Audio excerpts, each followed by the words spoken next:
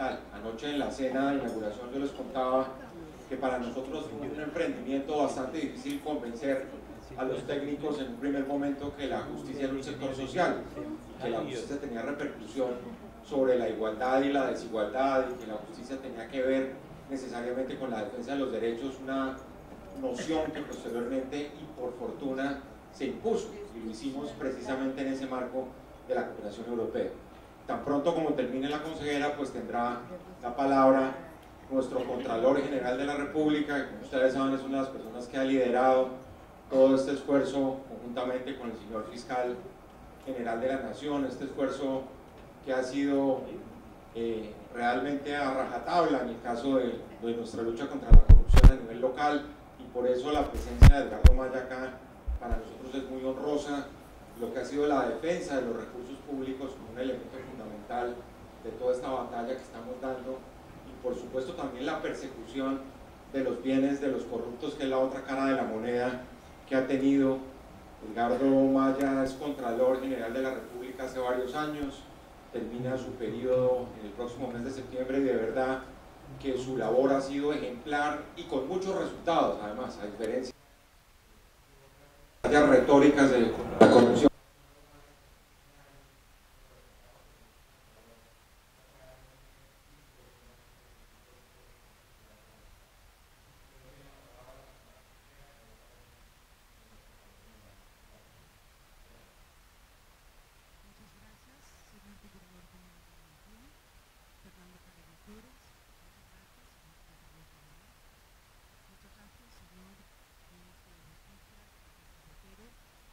Permítanme extender un saludo muy especial a la señora embajadora de la Unión Europea en Colombia, presente en esta ocasión, aunque sigue muy de cerca la agenda y el compromiso de la Unión Europea de fortalecimiento de la justicia en Colombia. Nuestra presencia hoy en este foro y el respaldo que hemos brindado a esta iniciativa liderada por la Procuraduría General de la Nación constituyen un nuevo hito de la cooperación bilateral entre la Unión Europea y Colombia para el fortalecimiento de la justicia. La temática que se está abordando en este foro al más alto nivel es uno de los pilares de las sociedades democráticas y a veces uno de los desafíos más importantes. Dado el valor central que la justicia tiene en una sociedad democrática, una justicia independiente, capaz y eficaz, fortalece la calidad de la democracia. Hace más de 10 años, la Unión Europea tomó la decisión de apoyar los esfuerzos del Estado colombiano para reducir la impunidad, fortalecer el sistema penal, incrementar la capacidad institucional de atención a las víctimas, optimizar los dispositivos para la investigación judicial y promover mecanismos para la reintegración social de las personas privadas de la libertad en centros penitenciarios.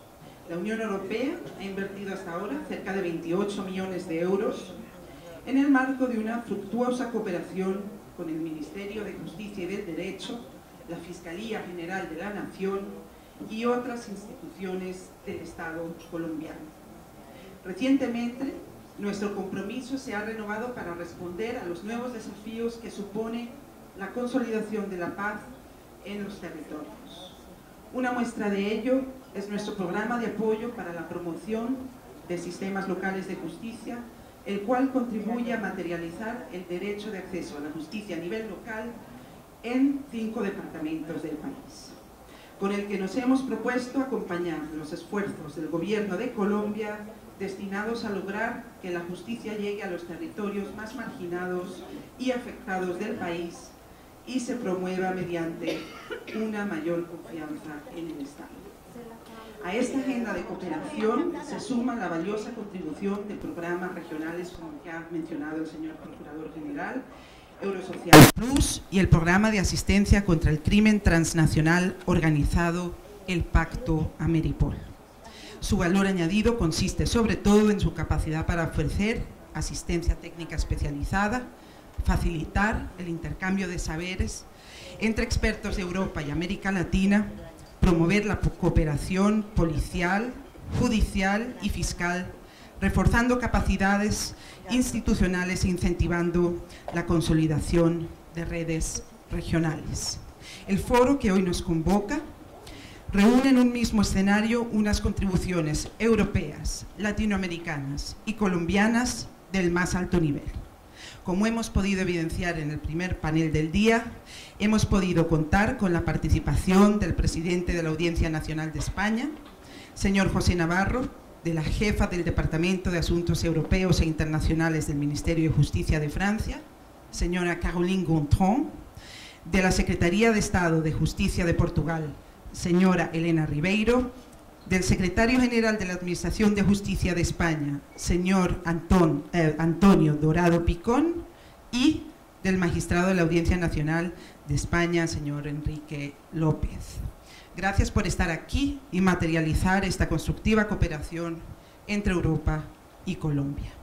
Como bien sabemos, la Unión Europea ha manifestado en repetidas ocasiones su respaldo a los esfuerzos de paz en Colombia. Hoy disponemos de diferentes instrumentos de cooperación orientados a facilitar la implementación de los acuerdos de paz. Entendemos que consolidar la paz es quizás el reto más importante que afronta la sociedad colombiana en este momento. En este contexto, el fortalecimiento de la justicia, la reducción de la impunidad, el resarcimiento a las víctimas y el adecuado tratamiento de los crímenes de lesa humanidad desde una perspectiva transicional son condiciones esenciales para un proyecto democrático y de reconciliación de largo alcance. No me queda nada más que agradecer cordialmente a la Procuraduría General de la Nación su liderazgo de este foro, agradecimiento que extiendo también a todas las organizaciones que se han unido para hacerlo posible. Muy buena continuación y muchos éxitos. Muchas gracias. Muchas gracias. Muchas gracias, compañera. Ahora sí le dejamos la palabra al señor Contralor General de la República.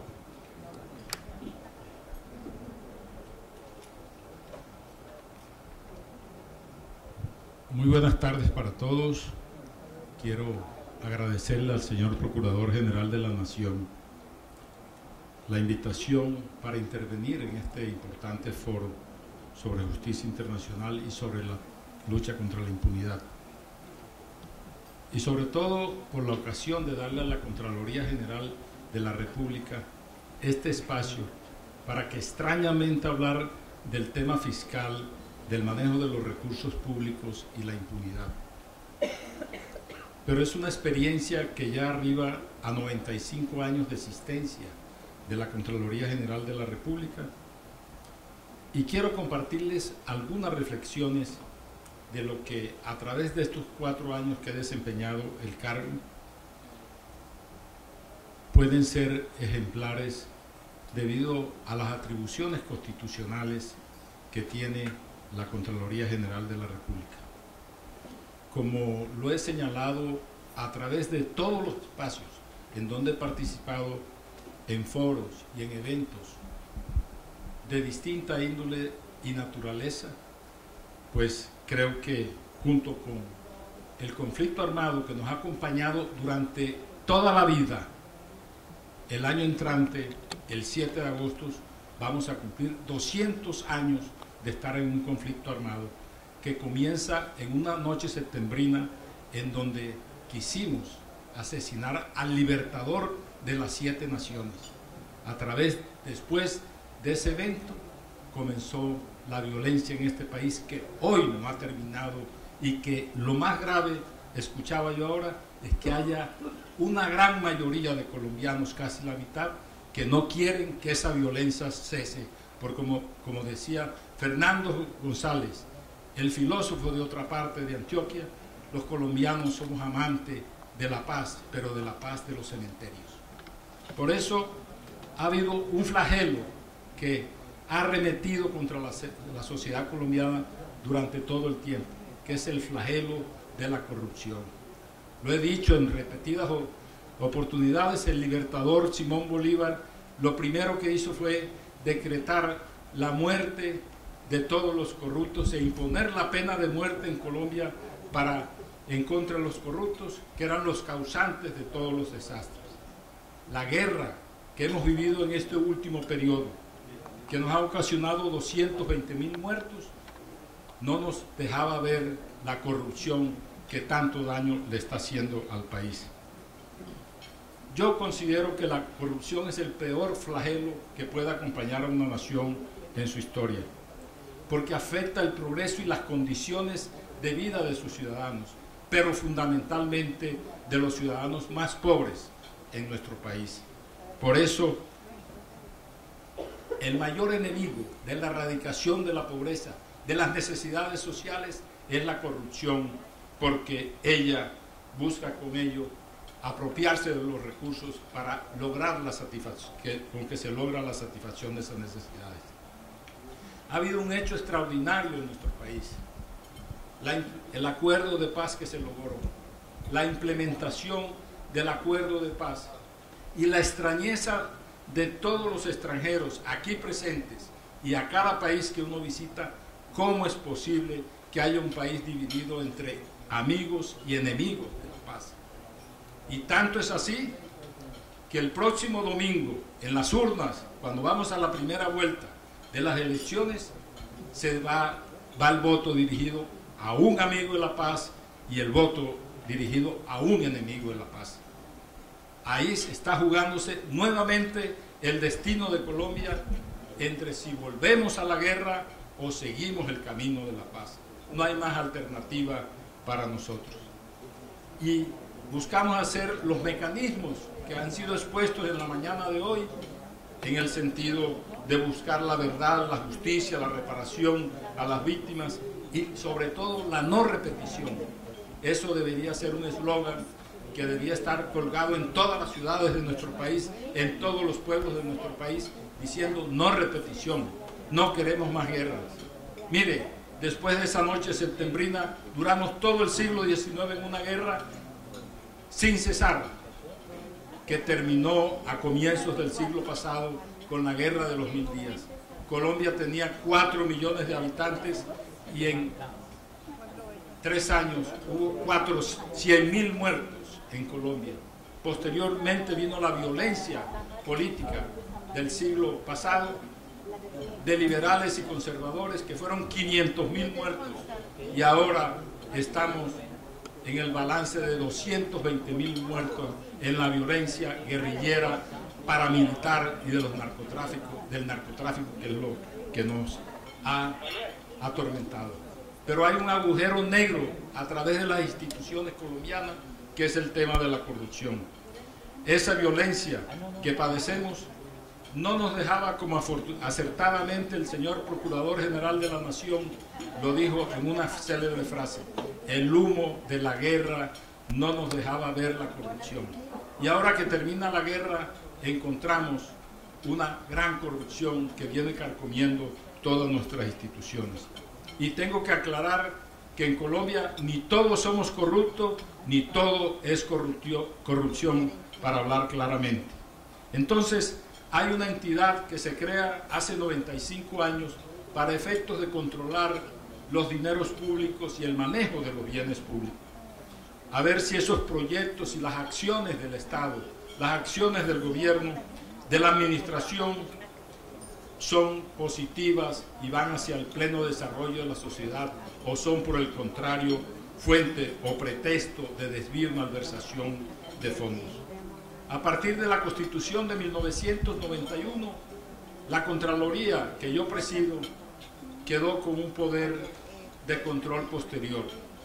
Ese es un ejemplo muy sencillo, que es el control posterior en Colombia. Se los pongo con el bombero que le avisan que hay un incendio en donde se está consumiendo, desde luego, una empresa, una industria, una casa, cualquier bien público. Y entonces la Contraloría llega y tiene que quedarse como espectador esperando que el incendio consuma el bien para efectos de llegar a entrar en su actividad, en sus actuaciones. Ese es el control previo. ¿Y por qué se acabó el control previo? Perdón, el control posterior. ¿Por qué se acabó el control previo? Por una sencilla razón, que la constituyente de 1991, que sucedió ya hace 27 años, determinó que había que acabar con el control previo, porque sucesivamente y sin lograr un cese de la continuidad, fueron condenados varios contralores generales de la República por la Sala Penal de la Corte Suprema de Justicia por corrupción. Y posteriormente a la Constituyente también fueron condenados otros 2 contralores de los 5 que fueron condenados por la Sala Penal de la Corte continuamente. Entonces queda este control previo totalmente aborrecido, y como el movimiento Los Péndulos se sucede en nuestro país, ya hay gente que está anhelando nuevamente el control previo, porque evita que los hechos ocurran y que no lleguemos posteriormente, como el buen ejemplo que hemos puesto en el carro de bomberos. Así, la Contraloría desarrolla un control macro que tiene que ver con los estudios sectoriales e intersectoriales que hace de las políticas públicas del Estado para ver qué resultado están dando.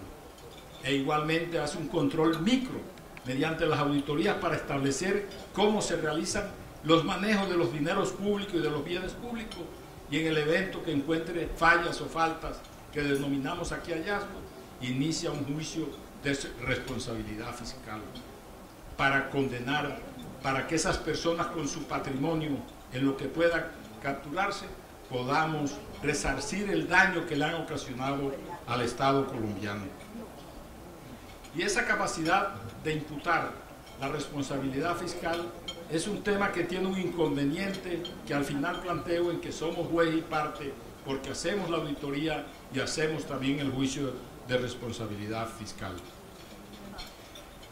Así, las funciones que están conferidas a la Contraloría, que es un organismo técnico en nuestro país, por cuanto está integrada por 4.300 funcionarios, que el 96% de esos funcionarios son o pertenecen a la carrera administrativa y que tienen un lugar o tiempo de permanencia en la institución de 20 años en promedio.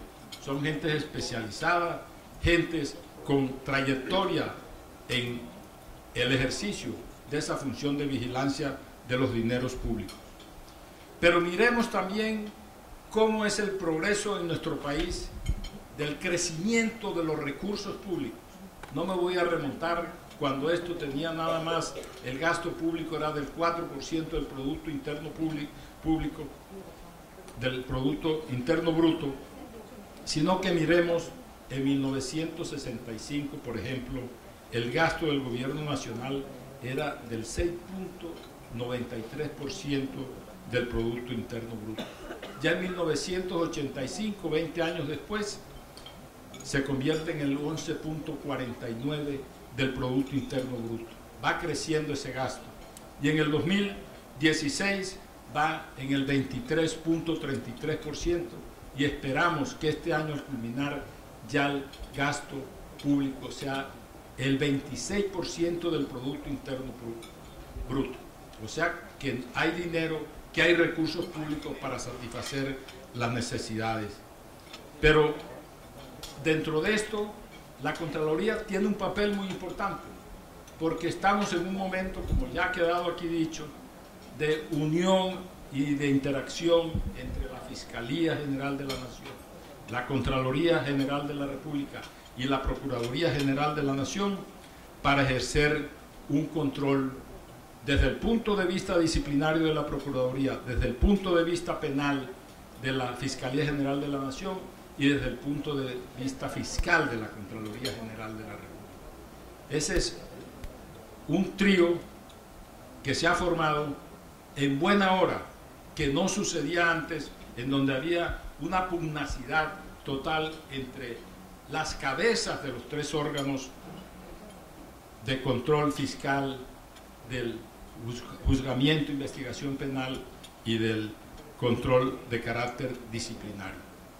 Eso es afortunado para el país, para efectos de que la Contraloría, a través de sus auditorías, a través de las actuaciones que hace, sirva de insumo para las investigaciones de carácter penal, como ha sucedido en algunos casos, o para la de carácter disciplinario, y en forma viceversa, cuando la Fiscalía General de la Nación logra en sus investigaciones la comisión de delitos que producen daño en el Estado, nos constituimos en parte como víctimas en los procesos, y así sucede también en cuanto a la Contraloría, a la Procuraduría General de la Nación. Entonces, ha habido un desarrollo y nosotros hemos estado en la Contraloría acorde con las normas de la INTOSAI. ¿Qué es la INTOSAI? La INTOSAI es la Organización Mundial de todos los órganos de control fiscal del mundo entero. Tenemos una OLACEF, que es la de los países latinoamericanos y del Caribe, de los órganos de control superior, de vigilancia fiscal, y la INTOSAI. Y entonces tomamos todas las enseñanzas, todas las experiencias, y por eso tenemos un nuevo sistema del control fiscal, que antes era un control fiscal integrado. Ahora es un control de carácter financiero, un control de carácter de competencia, y luego un control de carácter de resultados. ¿Qué significa esto? Que vamos primero a la entidad a ver si los recursos se están manejando de forma correcta, si los presupuestos se hacen y se manejan en forma correcta, si su ejecución es correcta. Y luego viene el segundo proceso, es ver si se está aplicando la ley, si se están aplicando las normas que manejan y que direccionan las ejecuciones presupuestales. Y finalmente el resultado o el desempeño. Yo he puesto un ejemplo muy elemental, los contratos de aseo. Vamos a la entidad y vemos financieramente si el contrato está bien manejado. Miramos a ver si se han aplicado correctamente las leyes y vamos al resultado. ¿Está la ciudad limpia? Eso le pregunto yo a los miembros de las Fuerzas Armadas, por ejemplo. Eso le pregunto yo, por ejemplo, a todo el sistema de salud. Eso le pregunto yo a todo el sistema educativo. Eso le pregunto yo a todos los que construyen nuestras vías. Eso le pregunto yo como Contralor General de la República, cuáles son los resultados en la labor que está determinando cada dependencia. Y eso le preguntamos a la Administración de Justicia, y eso nos preguntamos nosotros al interior de la Contraloría General de la República, si estamos cumpliendo con esos deberes en las auditorías que nos hacen financiera, de competencia y además de resultados. Eso es muy importante verlo y es un gran aporte que nosotros hacemos, y a través de eso vienen los insumos y el intercambio de los valores más importantes. Aquí ha habido, desde luego en nuestro país, grandes inversiones, grandes sumas de dinero que nos llevan a puntualizar siempre algunas actividades que dejan mucho que desear por el mal uso de los recursos, en la forma indebida como estos recursos se han hecho. Y desde luego que es importante para nosotros resaltar, y voy a poner nada más aquí 8 casos para que ustedes vean la forma como a través del manejo de los recursos, a través del manejo de los bienes públicos, encontramos que no se hacen en forma correcta y que compaginamos en la actividad, dando los traslados a la Fiscalía General de la Nación, dando los traslados a la Procuraduría General de la Nación, para algo bien importante que es el objeto de este seminario, que no haya impunidad. Porque la impunidad puede darse no solamente en el campo del derecho penal, sino en el campo fiscal y en el campo de carácter disciplinario. Hay unas normas impuestas muy grandes y encontramos, por ejemplo, un caso aquí en esta ciudad donde estamos, que es el caso de una refinería que se construyó y que es un monstruo, que ojalá ustedes puedan pasar por ahí para que busquen en el Medio Oriente una refinería de esa magnitud, que se contrató por 3.900 millones de dólares y terminó costando 8.000 millones de dólares. Yo tengo el deber, como Contralor General de la República, de decirle a los colombianos qué sucedió allí. Aquí no hay una persecución contra nadie, ni con ninguno de los estamentos sociales y plutocráticos de este país, sino entregarle al país los resultados de esa investigación y decirle, mire, aquí están estos mayores valores justificados o están injustificados en esa forma. La magnitud de esa refinería es el 1.5% similar a la construcción del Canal de Panamá, por ejemplo, o la misma cuantía de lo que puede costar en un porcentaje el metro que se piensa construir en Bogotá. Son 8.000 millones de dólares que fueron invertidos. Entonces volvemos en nuestra actividad en algo muy importante para esta hermosa región que ustedes están viendo aquí, que es el Caribe colombiano. Está integrada por 7 departamentos. Yo soy oriundo de uno de esos departamentos, de una tierra hermosa que se llama Valledupar, que tiene la música más linda, no solo de Colombia, sino del mundo, y que ojalá me dieran oportunidad para cantarles aquí algo de mi tierra. Bueno, pero veíamos que se hace una concesión con una empresa extranjera. Esta empresa que manejaba esta energía que se compraba y se distribuía a los 7 departamentos de esta región, que está habitado por 10 millones de colombianos. Aquí habitamos esta región 10 millones de colombianos en la costa Caribe. Y vemos que hay unos recursos que se trasladan para subsidiar a las familias de estrato 1 y 2. Llegamos allá y hacemos una auditoría y revisamos 19 millones de facturas con tecnología de punta que tiene la Contraloría General de la República. Y encontramos que esos dineros que le entregaba el Estado al concesionario para el manejo y el pago de subsidio a las poblaciones más pobres se utilizaban para solventar sus pérdidas y no para entregárselos a los destinatarios y usuarios de ellos. Eran 260.000 millones de pesos que estamos buscando y que conjuntamente la Contraloría, la Procuraduría y la Fiscalía lo hacen. Hay un hermoso programa a lo largo y ancho del país que se llama el PAE, el Programa de Alimentación Escolar. Nosotros en Colombia tenemos 8 millones de niños, 8 millones de niños de los estratos más pobres que van a las escuelas públicas y se les da la alimentación de lunes a viernes en el desayuno y en el almuerzo. Eso tiene una cuantía grande de más de 1 billón de pesos anual, y encontramos allí que hay sobreprecios en las raciones, que las raciones por las cuales pasan las cuentas no se le entregan a los niños. Y en tercer lugar, la mayor indolencia es que el desbalance nutricional de esa alimentación no tiene nada que ver. Eso les dan un pan, una gaseosa y un pedazo de piña, perdonen la expresión, como almuerzo a esos niños o como desayuno. Es una indolencia que encontramos, y sobre todo la concentración de contratos en 2 o 3 o 4 personas. El Estado cometió un error en entregarle ese programa al Ministerio de Educación, que estaba en el Instituto Colombiano de Bienestar Familiar, que no tenía ningún problema.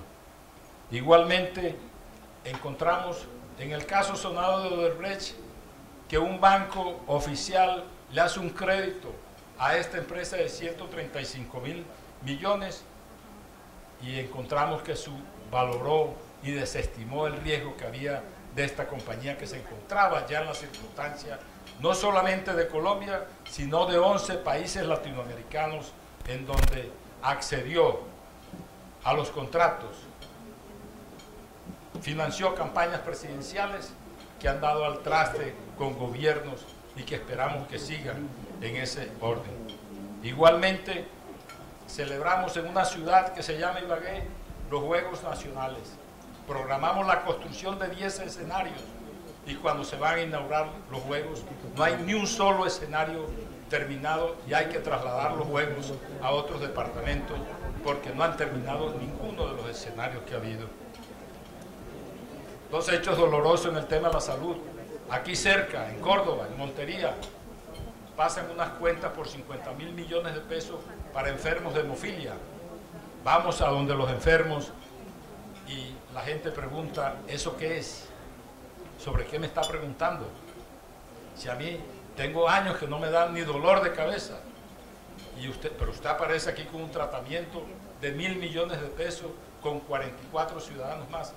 Ninguno de los ciudadanos cuyas cuentas se pagaron con certificados de laboratorio falsificados que constatamos han tenido el problema en su salud de la hemofilia. Igualmente aquí cerca, en Sincelejo, en esta tierra querida, encontramos que en un hospital de urgencias llegan los ciudadanos, van registrando la entrada de ese ciudadano que va a pedir el servicio y después pasan el nombre del ciudadano con cualquier otro número de la cédula y lo tratan como enfermos mentales que nunca han padecido tampoco enfermedad mental. Eso fue en el Hospital Universitario de Sincelejo. Los estudiantes fantasma, el Estado contrata con colegios privados para efectos de que no alcanza la educación pública que suministra el Estado, los colegios privados presten ese servicio. Y hay un solo caso de los 20 que tenemos, que les pongo, de la ciudad de Buenaventura, donde han pagado 61.000 millones por estudiantes que nunca recibieron una lección y nunca recibieron una clase. El caso del Sistema General de Regalías. La regalía en este país es la tasa que se le impone a la empresa multinacional que explota nuestros recursos, el petróleo, el carbón, el níquel. Y esos recursos están destinados por mandato constitucional para el desarrollo regional. Y allí encontramos que en el manejo de esos 18 billones de pesos, en el último año 840.000 pesos fueron destinados a obras inconclusas. A mí me extrañó mucho, y lo digo aquí, en un foro que hicimos, que el ministro de Hacienda diga, eso no es nada, en 32 billones de pesos, 840.000 millones que se han gastado. No hay derecho a esas expresiones. Por eso, este es el panorama en lo que luchamos y que trabajamos interactivamente. Y ahora, con respecto al acuerdo de paz, que queremos ser proactivos, se ha creado una unidad especial para la vigilancia de los recursos del conflicto.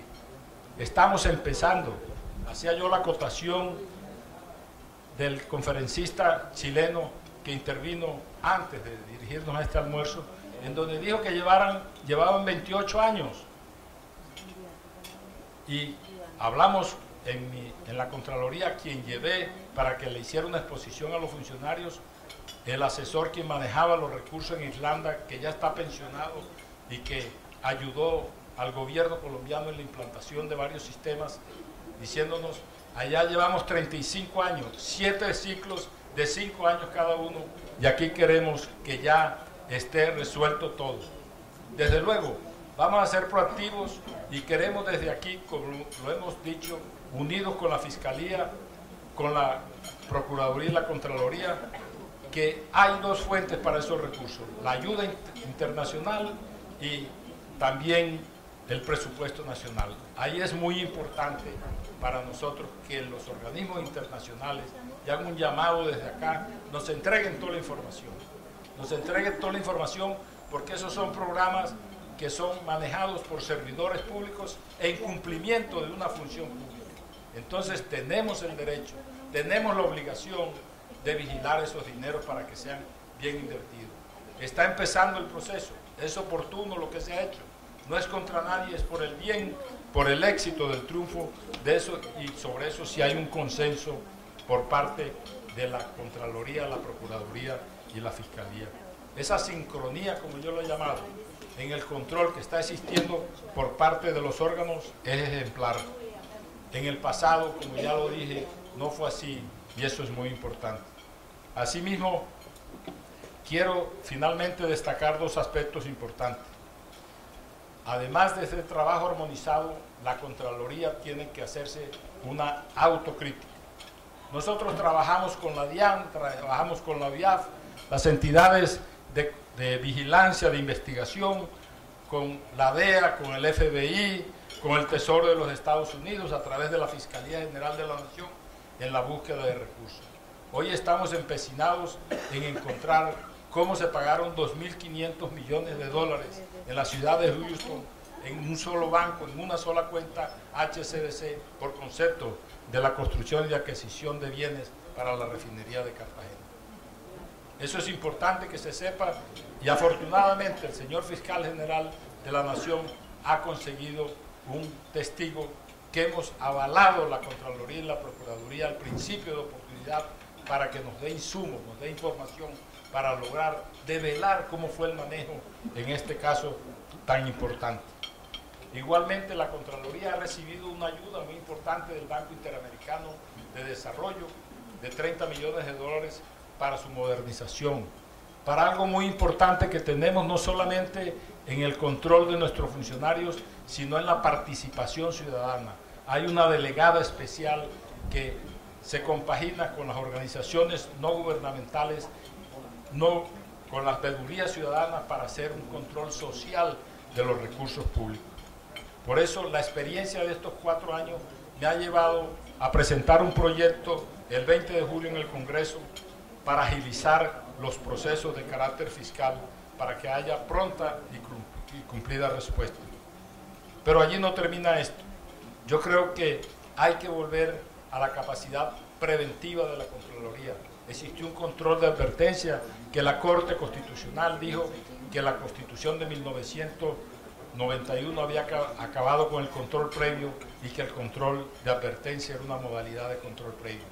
Que eso estaba en la superintendencia, en las oficinas de control interno y que la Contraloría no podía ejercerlo. Pero dentro de ese orden hay algo muy importante dentro del sistema fiscal en Colombia. Es que tenemos una situación absurda de existencia en Colombia de 63 Contralorías. La Contraloría General de la República, 32 Contralorías departamentales y 30 Contralorías distritales y municipales. Aquí está de ejemplo la de Cartagena, en donde se hicieron los negociados en el despacho del Contralor de Cartagena, en donde se repartieron los dineros con que compraron a los funcionarios, a los jueces y demás, en cajas de cartón que la llevaron allá. Esas entidades son autónomas, independientes cada una, y no puede haber dentro del contexto, ni existe en el derecho comparado, esa posibilidad de que existan 63 Contralorías. La propuesta es una gran reforma constitucional y que haya una Contraloría única, una Contraloría General de la República, como hay un solo ejército, una sola policía, una sola fiscalía, porque este es un Estado de derecho centralizado y no un Estado federal para tener esa estructura. Así pues, yo creo que este es de los puntos más importantes y finalizo con 2 temas. En primer lugar, que se cree el juicio de responsabilidad, se traslada a la jurisdicción contenciosa administrativa y se crea una Corte de Cuentas para que dejemos de ser juez y parte. E igualmente que el Congreso de la República le haga un llamado desde acá para que tramite la ley por cuanto la elección de Contralor General de la República ya no queda después de la reforma constitucional llamada equilibrio de poderes, sino en cabeza directamente del Congreso. Ya no terna la Corte Constitucional, la Corte Suprema y el Consejo de Estado, y el acto legislativo dice que eso tiene que regularlo la ley. Sí, lo que se pretende es hacer, no un concurso, porque lo que dice el acto legislativo es una convocatoria que hará el Congreso, pero se le quiere entregar a una universidad para contratarla. Yo creo, desde aquí quiero hacer el llamado, que esa universidad va a terminar eligiendo el próximo Contralor General de la República. Nuevamente, señor Procurador General de la Nación, mis agradecimientos por esta oportunidad que me ha concedido para poder dirigirme en estos momentos a tan selecto auditorio y no indigestarlos con más cifras, sino que disfruten el almuerzo. Muchas gracias.